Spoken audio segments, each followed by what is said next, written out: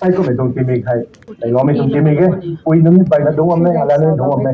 ไอ้เราใส่ให้ปุยพรกระดิ่งนะแล้วก็หันตัวไม่ greetings อันนี้แต่เราไม่ได้มันลงนิ่งกันได้เชียร์สุดนะสมัครกันเราต้องตรงนี้มันก็จะถูกกูอันนี้ใส่ปุยนึงตรงเจมิกเขามันไม่ปุยนึงก็เขาส่วนยังกระชันเราไม่จริงสุดเท่าตัวนี้ได้มาเบียร์กันละก็มาวิสลองนี้อันนี้ฟังเขาใส่เป็นอะไรฟังดูมันไหมไปนั่นเนี่ยใส่พวกมาข้างในอันนี้หนูนึกเว้ยจริงๆตักไม่กระบำไปแล้วนักมาโอ้งั้นเนี่ยเขาอันนี้ตัว resource กันอยู่ข้างในไม่ resource นั่นหรอกอันนี้ก็คนทำค่ะที่เราไม่นั่งมาอันนี้ society ข้างนั้น share เราเนี่ยโอ้ไม่นึกให้สังไงไม่นึกการทำค่ะก็เท่านี้ resource person สิผู้โตมาแต่งใจหันไปจัดไปจะผู้บงคนเนี่ยแต่ also we are proud that we have in our own locality that such a resource person can be delivered in our own societyอันนี้ต้องรอสวยแค่หรอกนะใช่แต่ไอ้สิ่งนั้นนั่นอยู่ปุยนู้นต้องรอสวยปานไทยที่ให้อันนี้ใช่ให้ I'm proudly to say that I'm standing here proudly as an MLA because of my mother's prayer เอาปุยต้องรอสวยปองเขาไอ้เขาดิ้งกับมั่งตรงไหนปุยนู้นข้างไปนั่น responsibility ไหนแต่ดีไม่ก่อยแล้วนะ women empowerment ปุยนู้นอยากขันสุนัขก็มาลงในใจตัวมีให้สวยไม่ลงนิ่งเขาได้ไอ้ก็เขาสองก็มาเรางงเลยนะที่ตรงชิมปุ๊กกันดิดำเราไม่ต่างให้งานเนี่ยอดัมแต่ดำเราไม่ต่างอีสแต่ดำเราตรงไทยขันนักสนาลงเอาตรงไหนขันนักสนาอีกวลสนาลงเอาตรงไหน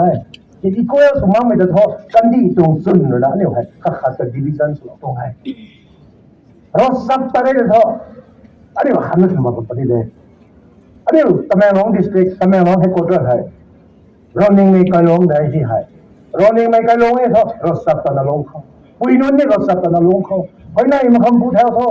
นิ่งๆตั้งไว้ที่สับไปเขาเราเนี่ยตรง resource person นะสองเองบอสนี่ดิ่งได้เขาแต่ก็ลุ่มรันเท่านี่ลีดเดอร์ไงนี่ปากไอ้ก็เขาเท่าขบวนนี่เท่าอันนี้ขบวนทางใดเซ็นเตอร์ทางนั้นนั่นนี่ตัวลีดเดอร์ทางใดนะไม่เท่าขนาดไม่อันนี้ขบวนทางใด politics ไม่เขาต้องอเมริกาต้อง vice president Kamala Harris she is the woman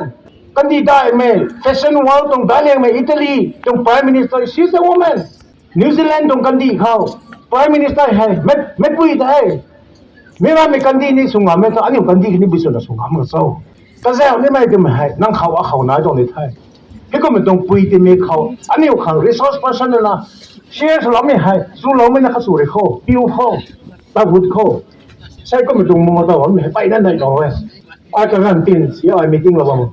meeting แต่เราได้ที่แต่แล้วมันนุ่มก็พูดนั้นที่ไม่เขาแต่แล้วมันนุ่มก็จะมันต้องลุ่มนิ่งนั้นมันจะใส่ในตัวแพลตฟอร์มของตอนนั้นผมแต่เราต้องว่าไม่ไปได้ครั้งนี้ชั้นไว้ไม่ทำไมร้องไห้แล้วชั้นเท่านี้ไม่ให้อันนี้ผมก็มันรู้ว่านี่เราลองไปเขาแล้วเขามา action กันไม่ได้มีที่ไทยแต่เขาที่กันดีให้ action speaks louder than words ตัวไม่ได้โซตอนเขาตอนเราเขาตัวไม่กันที่ไทยแต่เขาผมจะขนาดนี้ที่ก็ไม่ต้องที่มีเขาชั้นไว้ไม่ปุยนั้นแท้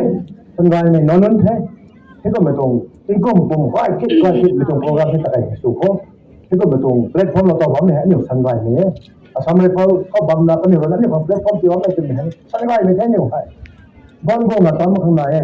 ก็มาปุยนั้นข้าง responsibility ไปนั่นไหนที่เขาไร้เขาสนับเขางานไม่เขาทำเราไร้ตรงไหนนี่อาดัมแต่ทำเราไร้ตรงไหนแค่ข้ามเขาอีฟแต่ทำเราไร้ตรงนี้นะก็ไม่รู้เราไม่เจอคนนี้งานไม่ได้ตรงไหนที่อาคารนั้นสุขังลงแต่ข้างอีฟแต่ทำเราไร้ตรงไหนก็ไม่รู้เราคุยกันเขาไร้นี่ไม่ได้ไม่รู้งานไม่ได้ที่ตะกุ่มไม่ได้นี่อันนี้สุดโปรเจกต์กันไปลุงนิ่งให้งานมันนี่เลี้ยวใกล้นะอาคารนั้นได้จะมีให้โลดักข้างนี้หน่อยใช่ให้ไปนะแล้วแก้วไม่ดูนี่ I was so thrilled I was so proud looking at the panelists my better half also was sitting I was so proud and I can say that I'm proudly can say that this is what women empowerment means I have two women in my life they say for every successful man there lies a woman นี่ successful สมัยง่ายไหมครับถ้าไทยเขาที่น้อยๆดูมาอังกฤษตรงระดับก็มาอัปปันที่เขาI have two women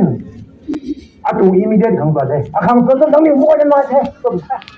immediate ของคนนั่นเอง for me all the women in Tamenglong is my backbone อาตู backbone แท้นั่นนี่ตัวเราสวยปานขนาดตอนงามมาตรงที่แท้งามจะมาเกี่ยว Pui non tong ngam do ti hi ke. Ari tong he backbone hai panti tong backbone ari tong pum tong backbone hai ba wa ka ni pui ngam khai. Hit backbone na ari tong backbone na man sai tong structure ni ti ding lo tong hai. Ari tong society tong backbone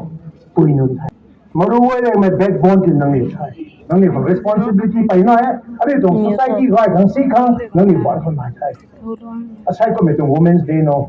from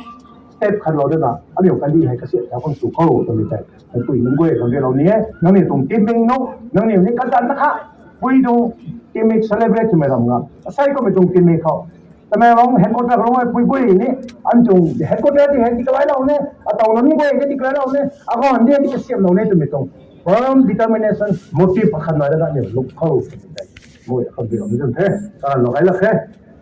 Rồi nên mình phải nói ai này bữa đó không nói cái điều là kinh tế là điều quan chỉ họ observe thì là lúc số khâu thì mình must learn from thế. Once again, thank you, Colonel Aman, for bringing me here and all the dignitaries. And on behalf of my people, I would like to congratulate and thank you. And also, we expect more in the days to come in every aspect of our life. And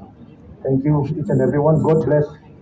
each and everyone, and especially all the panelists. My sister-in-law who has come all the way from Delhi just for this occasion. I should say thank you on behalf of all the women and from all the people of Tamenglong. Thank you once again. And Captain, Madam,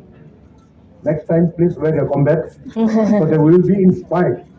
And even me, I can inspire my daughter that, see, you need to be like this. Thank you once again. God bless you all.